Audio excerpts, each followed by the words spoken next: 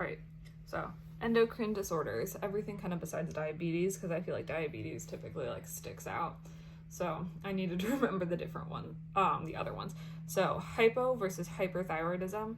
The thyroid ones, thinking directly related to metabolism, and sympathetic versus parasympathetic. So hyperthyroidism, acting more like sympathetic. You're gonna have weight loss, increased sweating, you're getting ready to run from that bear. You could have heart palpitations, bulging eyes because you're trying to look at that bear and you're like, oh my God, there's a bear right there. And AFib is a risk. Graves' disease is another name for it. Thinking about you're having all of these heart problems, you might end up in the grave. So hyperthyroidism, increased sympathetic, increased metabolism leading to that weight loss and that kind of thing. Then if we're looking at hypothyroidism, we're looking at the opposite. So we're looking at weight gain. Your metabolism is going as fast, you're more in that parasympathetic. You're looking at hair loss, bradycardia, because now you're kind of more in that parasympathetic, and carpal tunnel. You might be holding on to more fluid.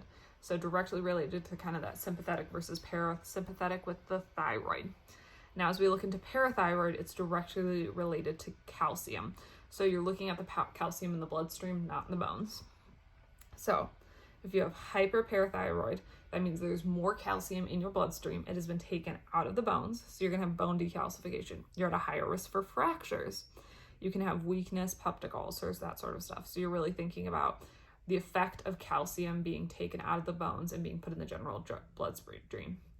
But then when we look at the hypothyroid, we're looking at decreased calcium in the bloodstream. So this can lead to weakness, tetany, because your muscles aren't able to like let go of that contraction. You don't have enough calcium.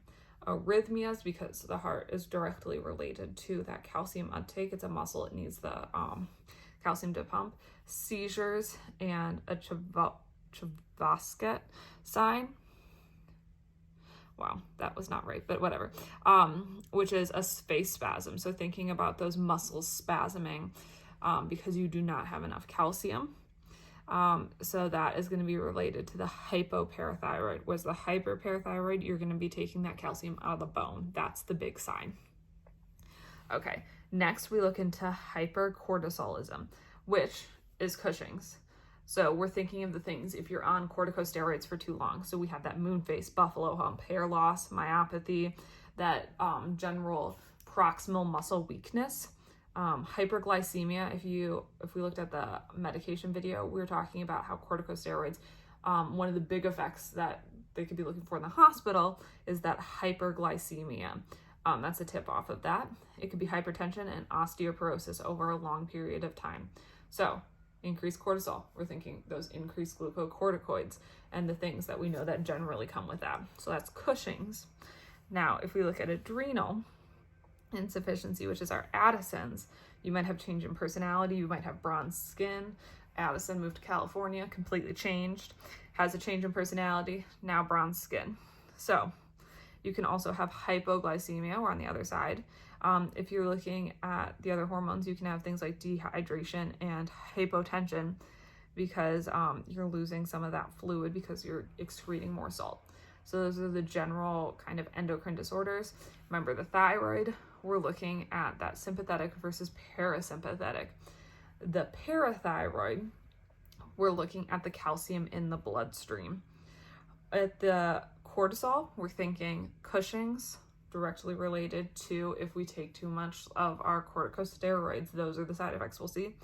And then adrenal insufficiency then is Addison's. Addison has moved to California, has completely changed her personality, and has bronze skin.